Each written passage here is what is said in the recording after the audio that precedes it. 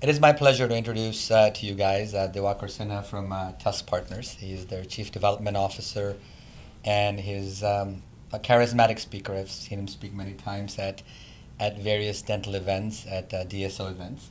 And I'm delighted to have you here, Diwakar. Thank you for having us. And really, the discussion today in the dental world is DSOs, right? That's the most commonly used word now. My kids even ask me, "What's a DSO?" So my question to you initially is what is really a DSO?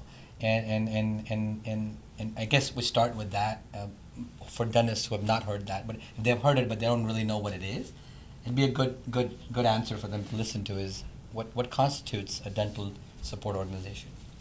Yeah, so that's probably one of the biggest questions that we get from our clients as we get a call in. Hey, I'm looking to build a DSO, and we're trying to understand, are they looking to build 3 locations? Are they looking to build 20 locations? Are they going to have any centralized services? So if you just look at the terminology, dental support organization, Okay. it has to have support functions. Okay. So it just can't be 25 dots on a map. It has to have centralized AR, accounts payable, marketing, potentially a call center, some level of efficiency within the practices because they have regional managers, and a DSO is a scalable platform. Okay. And that's something that we at Tusk focus on with our clients, especially if they're going the route of a financial buyer, which is going to be a private equity group. So the purpose of a DSO would be to get ready to scale whatever you're doing on a bigger level, basically. Yes, I mean we have people that have 2 locations that are setting up a DSO structure. Wow. And really, there's a trigger event. If you're going to set up a DSO structure, you're probably looking to bring in non-clinical partners Okay. into the enterprise. And we have people that have 15, 20 locations that do not have a DSO structure that are looking to go to a financial partner and scale their business. And now they're setting up a DSO structure, and they're bringing in infrastructure and leadership in the form of a chief operating officer, potentially a chief executive officer if the dentist wants to be more on the compliance or the clinical side. So those are some of the executive leadership functions that become important as you're looking to scale the business.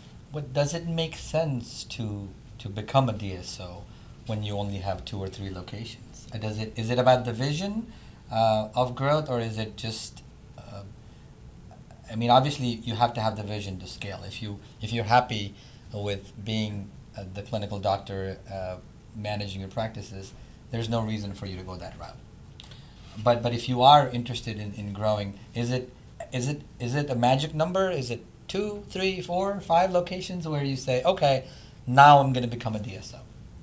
No, we don't have a magic number Okay. per se. I mean, I think when we have people initially reach out to Tusk, we want to understand their goals. And their goals meaning lifestyle and a work-life balance, a financial number. If they're looking to build a DSO, what's their exit number? And we want to dig in a level deep and ask why is that exit number what it is. Right. And from once we can discover that, depending on if they're going to bring in non-clinical owners or not, Sure. that's going to help us drive the decision if they're going to be a DSO structure early in the process.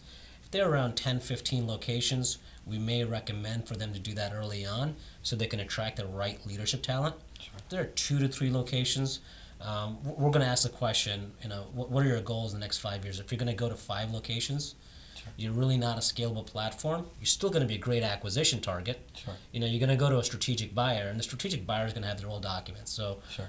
there's no reason to invest the financial dollars on the legal or the financial reporting side to convert to a DSO structure if you're not looking to go to a financial buyer. So if you're trying to make that decision whether you should go that route or not, the best thing would be to contact you and kind of go through an analysis, a process, understand your mindset, where you are, where you want to be, and then make a decision instead of just. It's not like buying a product, right? Okay, let me have one DSO. It's not that's not how you do it.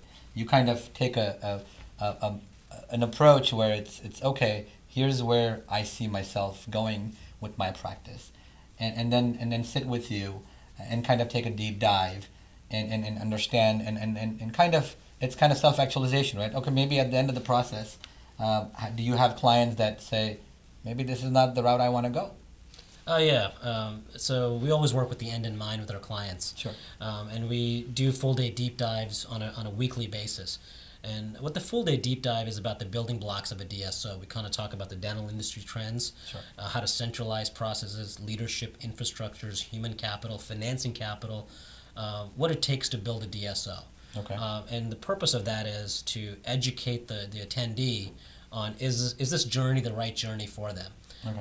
And sometimes we have private equity groups that come in, attend that event because they're trying to learn about the dental space. Sure. We have doctors that have $5-10 million.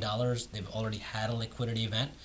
They're looking for their second turn. Sure. And then we have people that have 10 locations that are wondering if they should exit and sell to a strategic or should they continue to grow. And at the end of the day, our goal is to understand where they want to end up and Sure. help them achieve that goal. Either it's through an exit process or through helping them scale their business to get them to the right purchaser so they get their exit strategy. Or sometimes it's neither, right?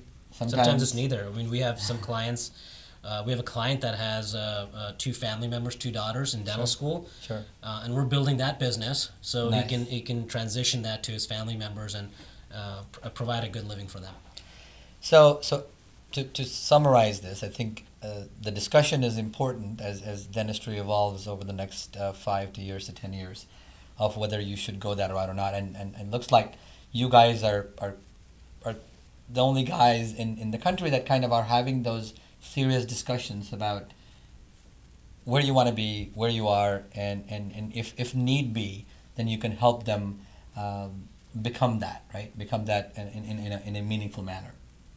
Yeah, I mean, I think when we founded TUSK Partners in 2016, we saw a void in the space for a boutique M&A advisory firm and a consulting firm. So we do 3 things that for the DSO space. We help people start their DSO, we help people build their DSO, and we help people sell their DSO. Well, I think we should talk about that more about TUSK services. But I'm really I appreciate you sharing this knowledge with me. I think a lot of our DSO clients and dental practices are going to enjoy this segment because it really is the question of the hour. So thank you, Diwakar, for this wonderful discussion. Thank you. Thank you very much.